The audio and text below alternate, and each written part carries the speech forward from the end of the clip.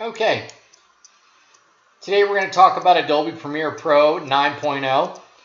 I'm going to go over a few things for the new users and some for the experienced. Starting with something as simple as importing. There's a few formats that you can use for the media, MP4, MOV, and AVI. Those are going to be the ones that I most frequently use, and as far as I know, I don't think there's any other imports as far as video media that you can bring in that's going to actually play. Okay, so when bringing in the media file, we're going to go up here, we're going to click File, we're going to scroll down, and you're going to click Import, and then you're going to go and locate your file, and you're going to left-click, and it's going to carry it into your library. That means your file is going to end up over here. So pretty simple to bring it over in there. You're going to want to left-click, and you can just drag it over. Now you can see it's carrying both the audio and the media file. Let off the left click, and then it's going to drop in there. Now, I already have this video pretty much complete, and what I want to do is share a sample of the pattern, the overlap, and the overlays, so that you can start to see how to place things together so that you can, one, get your transitions to be a little smoother, and of course start to work with the fades or whatever transitions you might like to see in your work with your own creativity. So I start out with a very simple still shot. My first shot is a JPEG, and what I've done is just place it in there, and you can keep the shot in there as long as you want. Click on arrow. You can either shorten it or lengthen it. This is what we call pulling tape, and there you go. You can come, and now your shot will be longer, and now your shot will be shorter. So this is left click. It's very easy to do, and sliding the cursor back and forth. Make sure you're on the arrow, and that will make that happen for you. So we're going to go into my second shot. First thing we're going to do here is we're going to hit this transition. That transition is for text. So I'm going to highlight it. That's going to be Entrepreneur is going to fade in and out. How we get this? We're going to click on Titles.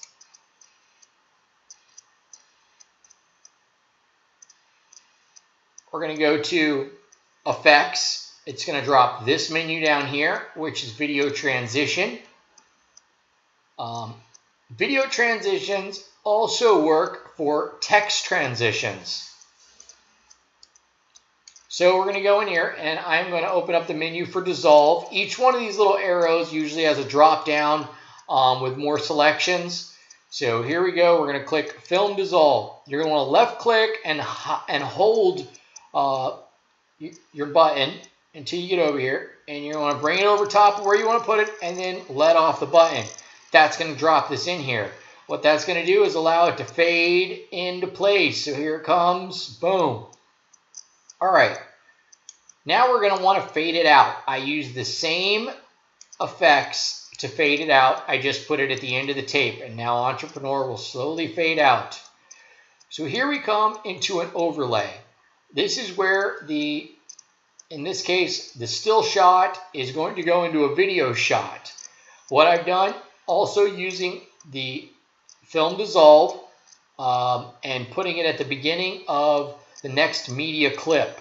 This is where, as you scroll into it, you will see Film Dissolve, and I actually used Dip to White instead of Film Dissolve. You can see the color flash to white, and there it is, and it comes in, and at the same time, we're going to allow Videographer to fade into the shot while we're opening the next media shot with text. Okay, now everything's in place.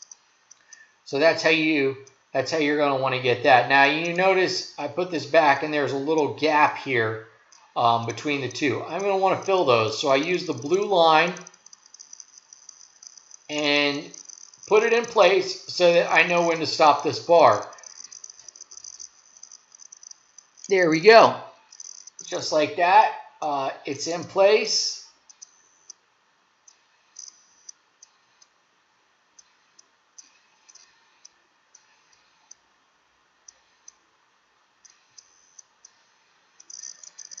Okay. In the next shot, it's very similar. In this video, I kept the pattern very much the same. Continuing the fades in and out, continuing the overlays.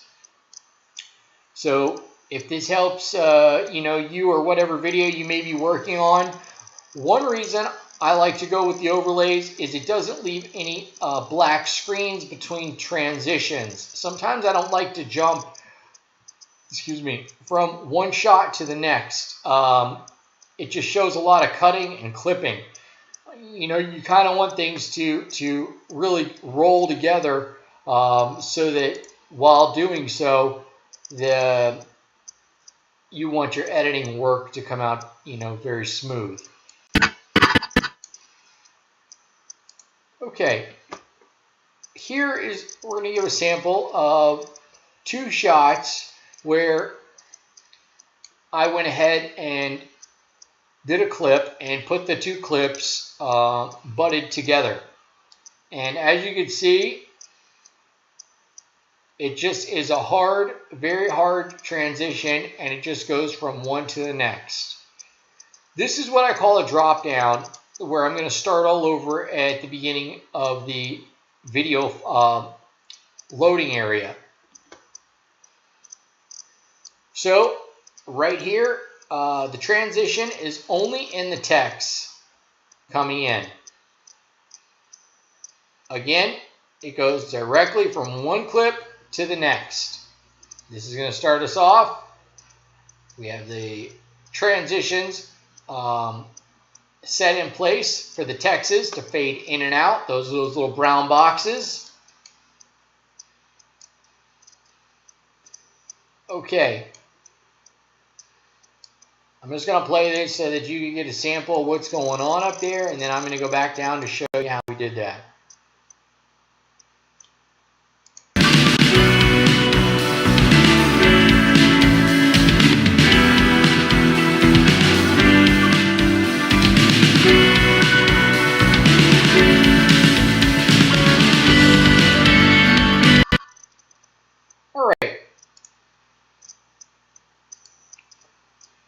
So here we go again in the very similar pattern with overlays and texts on top of the video.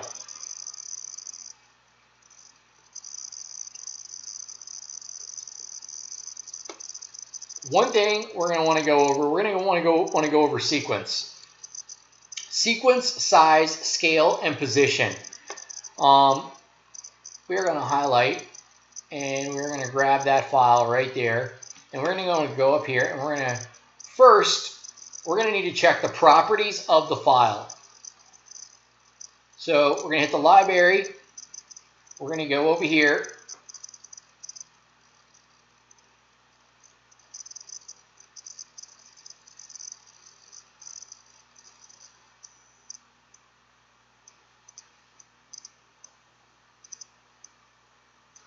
And we're just going to grab this, and we are going to check the properties. Okay. 1280 720 is the image size. So that means when this file came in, it was not matching the edge of these screens if it's in 720. It's going to be inside that white box. Frame rate is 2997. You're going to want to match the frame rate in sequence settings, or excuse me, in effects, to make sure, yes, sequence settings. You're going to want to make sure to match the frame rate so that, you're getting the best resolution and the best timing with your video. So here we go. Now that we know the properties of what this holds, it's an MPEG, which is a JPEG, and you have the information you need. Now that you have the information you need, you're going to go to sequence settings. And we must have something open because it's not allowing me to open it. There it is. Sometimes you have to left click off of the screen and come back onto it to open sequence settings, but always make sure your media is highlighted that you're working on. Okay, so we've changed it to 1920 1080. We've got the frame rate 29.97. That matches exactly what the property is. And here you're going to open up this menu, and I'm just going to give you an example. This is what you record in on your camera, all right? And if somebody else is doing the videography, you are definitely going to want to pay close attention to this, because you're going to have to adjust with this program. What they're doing with their camera can be adjusted in some cases right here in sequence settings, so that when outporting, all of your file is the same size and it's not flashing back and forth with, you know, your screen not matching up. So here we go. Now we're going to go into effects, still on the same file. Here comes effects. Okay, like I said, this came in at 720. So here's what it originally looked like. I'm going to click on scale. By clicking on effects, this menu over here is going to open up. Click on scale. I'm going to scale it back to what it came in. It's going to come in at 100. That's what it comes in looking like. All right. Now, of course, you don't want to upload something like this because it doesn't match the screen size. So if you're going to continue to grow the skills of the editing, you're going to want to be able to adjust what you got going on over here. So click scale again. We're going to bring it back into what it was, 150. Pushes it right out, gets the screen to match. That brings it to 1920, 1080. And that's what that is right there. Position. Position is very simple. You can adjust by clicking on the numbers. Either one of these will adjust the position, or you can actually click the word position, which is what I like to do. And then what it does is it allows you to grab the complete screen with the left click of the button and move it around to adjust. So if you, for example, let's adjust 200 on scale. The blue lines right here are the edge of our picture. Back to position, we highlight it. Now we can move it all the way to here and keep everything within the screen, or we can move it all the way to here. Also, some top to bottom. So keep this in mind. That is a very simple solution if you need to, you know, adjust your screen and however you need to do so. So here we go. Back to what it was. 150 matches it up. You can see now that there's a black line up here. We need to adjust position. Click on position. Push it up. Make sure you have no black around the edges. Okay, everything matches. File save. Okay. Okay. Next, we're going to talk about graphics and how I got this on the screen here. So down here, these little pink boxes are graphics, or excuse me, are text in this case. And here's how you're going to want to do this. You want to come over here and hit left click on the type tool. Come on over here, and then you're going to type something up, whatever you would like it to be. In this case, we're going to click test. You're going to come over here, click the cursor. It's pretty simple. You can use this to increase the size. Or, once you're happy with the size, you can grab it and you can move it around. And you can put it anywhere on the screen you would like. Once you have it in the position you would like, we're going to go over here and we are going to go into the edit. So you're going to want to make sure you're on graphics, and then we're going to make sure we're on edit. So once we get to edit, this menu here is going to drop down. So for instance, I'm just going to start at the bottom, the appearance. This has to do with colors. Say we would like to change the color. Well, double click. Pick a color, click on the color, which is going to highlight your pen down here, and then hit OK. Red, there we go. So that's how you adjust the color. Now, if you want to adjust the fonts, come over here, click, and we'll just make it something that's outrageous for the sample here. What do we got that's good? As you scroll down, you see all the different fonts that they've got. And here we go. We'll pick something country style. There we go. A Western looking font. So there you go. That's how you do that. Here's where you can pick font styles. by opening this up, and I'm pretty sure you can also do some size adjustments and some other things in here. The more detailed you would like to get, this menu has a lot of things to offer. So there you go with text. Now, I've already completed this video again, so I want to let you know we're going to go ahead and erase this, and this is how you do that. You go back over here and you scroll to the top. You highlight, which is already highlighted, the word test. Right click. This menu is going to pop up. We're going to clear it off. Again, back to save. Okay. Now, I still see down here at the bottom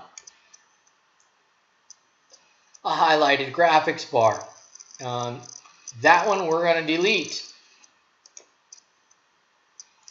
Clear.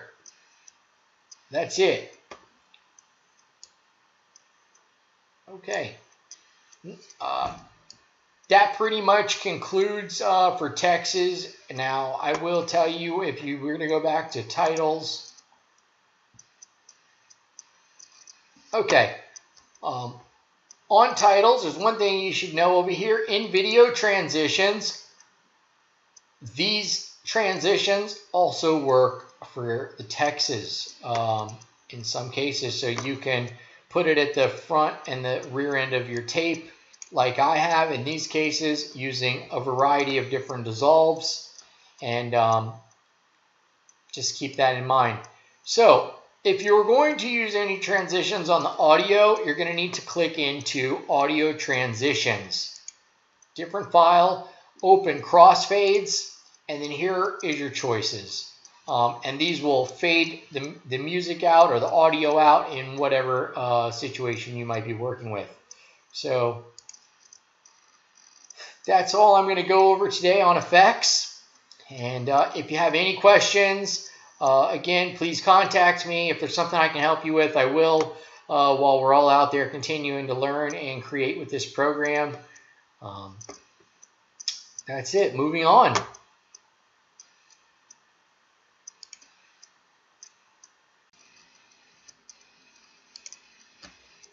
Okay, here's some suggestions and tips that I would make as a videographer editor if you are looking for people to find you and sample your work so that you can grow in the field of production. Here's my suggestion. One, you're going to want to upload your footage with your own YouTube channel. If you are the owner holding the copyright to your footage, and this will help you grow. This is going to help you get people to sample your footage. It's also a great way to share video files, because then you can create it through a link, and it's one way that obviously passing a file can be much simpler. So next, I am going to suggest Vimeo, and I am going to suggest putting your work on there. This is another place where you can also be found, and this is very much revolving around videography, editing, and production, and media. So, if you're creating something, or you're making a short, or you're a clip, or a graphics designer, whatever you may be, between Vimeo and YouTube, get your information out there, and go ahead and whatever you're creating, allow others to see it, and continue to help the other people out there come up, of course, who might be trying to work on some of the same similar projects as yourself. So I hope everything that we've talked about today is helpful, and good luck, and take care, and have a great day. Bye-bye.